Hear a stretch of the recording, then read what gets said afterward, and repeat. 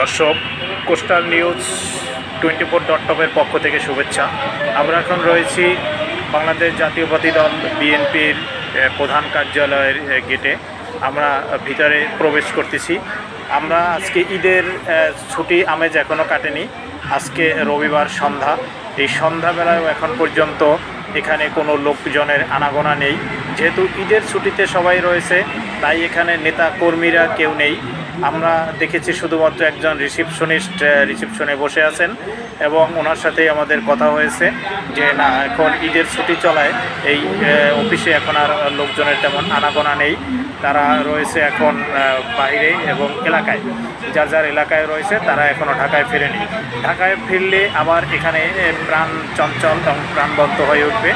আমরা দেখতে পাচ্ছি যে শুধুমাত্র উনি একাই বসে আছে এবং আমরা যারা এখানে ঘুরতে গেছিলাম আজকে বিকালে আমাদের নিউজ কালেকশনের উদ্দেশ্যে, এবং সেই উদ্দেশ্যে আমরা এখানে গিয়ে একটু আগে আপনাদেরকে বাইরের অভাবটা দেখিয়েছি, এখন ভিতরের অভাবটা দেখালাম। ধন্যবাদ সকলকে কোস্টাল নিউজের পক্ষ।